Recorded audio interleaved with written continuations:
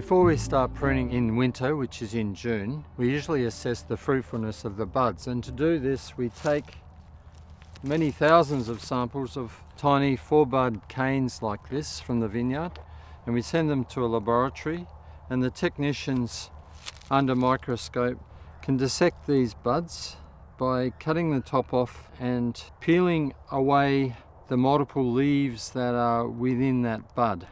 If you imagine that that bud contains a compressed shoot that is about 10 leaves long, ready to burst into growth in spring, and at the base of that compressed shoot are embryonic bunches, and a technician can pare it away and expose those embryonic bunches and count them. And if in the previous spring, in November, December, the temperatures have been warm, then the technician will usually find 2 to 3 embryonic bunches in the base of this bud. However, if the temperatures have been quite cold in November, December, then often there might be 0 or only 1 bunch in the base of the bud. The main aim of pruning in the middle of winter is to really try and set the vine up for that ideal yield. And in Glengyle, for example, we're really aiming for that 4 to 5 tonnes to the hectare, but every block has a target yield and we're really trying hard to get the bud number right. But the other thing that we're absolutely focused on is trying to spread the bud wood out very evenly and nicely along the cordons, along the arms of the vines, so that when the shoots grow, the shoot spacing is ideal, so that when they carry the fruit later in the season, that fruit has a perfect access to light, so that when the berries are developing, they're getting a lovely dappled light that will enable the colour to really fully develop. We don't want direct sunshine, we just want a nice dappled light. We don't want a lot of shade, because then we won't get an adequately coloured berry. So organising that perfect array of the fruit along the vine is also a really important aim of pruning, and ultimately, if we do that well, then we're really setting ourselves up very well to get very good colour development and tannin development and flavour development in the fruit at harvest time.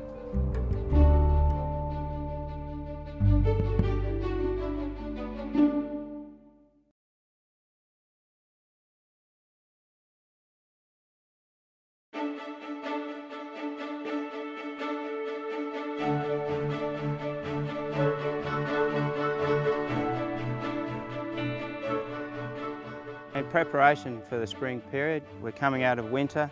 We've applied our organic biological mulch, which is used to increase the soil activity and the bacteria levels.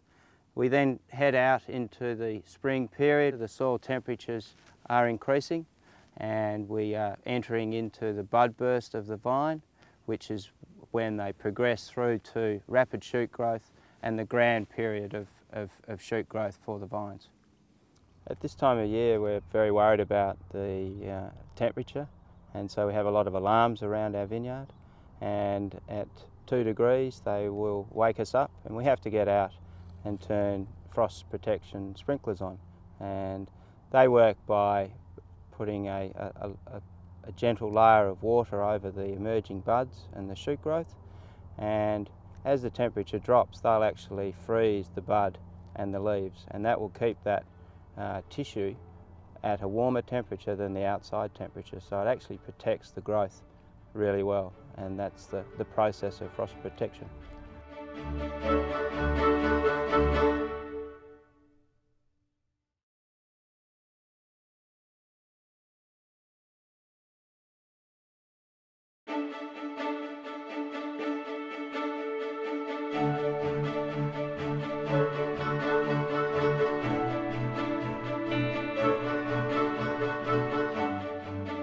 In the last week of November, we make our first attempt at really refining our yield, and we do this by counting the number of bunches per vine and also the number of flowers per bunch.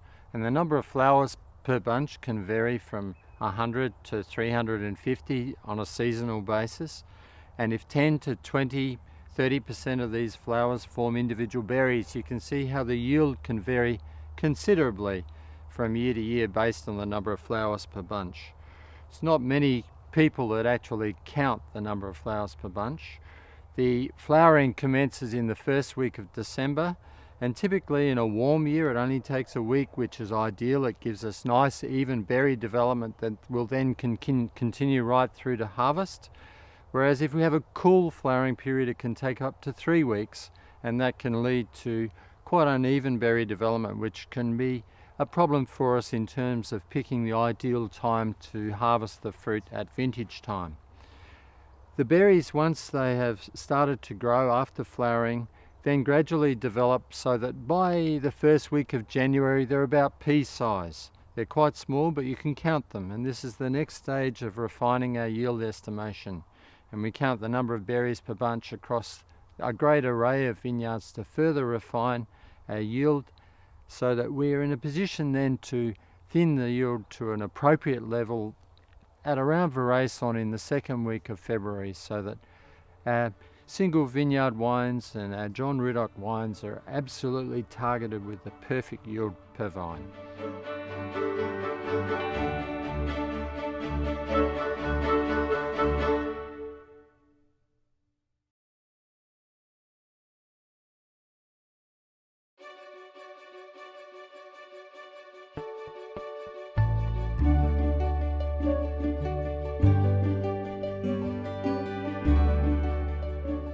The ripening process starts in the middle of February, and it's called Veraison, and it's when the berries undergo quite a dramatic change. They change from green in colour gradually to a dark red. They start to soften, and they also start to accumulate sugar. It's also the time when the berry has maximum tannins, which then complex during this ripening period toward harvest and change into these lovely ripe tannins in the final ripe berry. So this is a really critical time for us as viticulturists, when we need to very carefully assess the yield that's on the vine and thin excess fruit to make sure that we have the perfect balance of the amount of leaf to the amount of fruit on the vine through to harvest. And if we were managing a block for John Riddoch, we would be aiming for around 5 tonne to the hectare in that sort of situation. During the winter, the rains percolate through the soil, and by the end of winter this soil is full. Excess runs through the limestone into the aquifer below. Springtime comes, and the end of September the vines start to grow. They start extracting water from the easy part up the top of the profile, and then as the season progresses they gradually take water from a greater depth. Around Christmas the berries are small, just starting to form. Later in the season around Veraison they are starting to change colour, and at this time they're starting to struggle for water. They're taking the water off this limestone layer here, and at that stage the vine is starting to stress a little bit, and this is when we as vineyard managers have a really important role to play in terms of knowing how much irrigation to put on. We need to just apply just enough water to keep the leaves healthy and to keep the vines functioning so that they develop good flavours as they continue to ripen through to harvest. An important tool that the managers use in scheduling the irrigation is leaf observation, and the colour of the leaf can indicate to a certain extent how stressed the vine is becoming.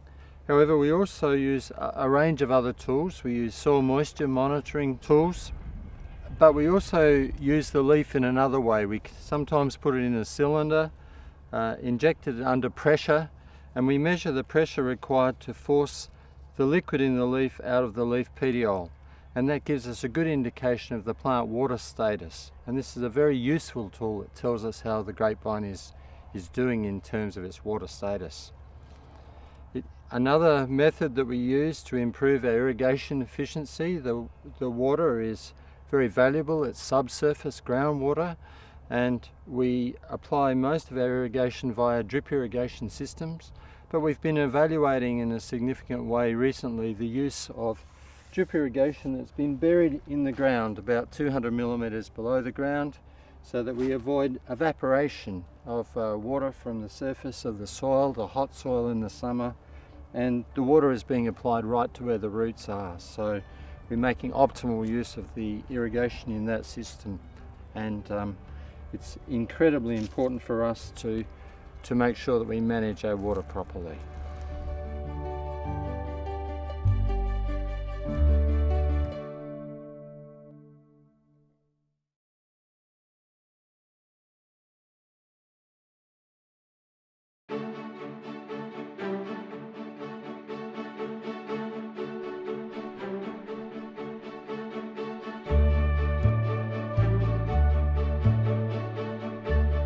At harvest, we're just starting to see some of the older leaves go yellow, with some functioning leaf still remaining at the sort of higher on the cane.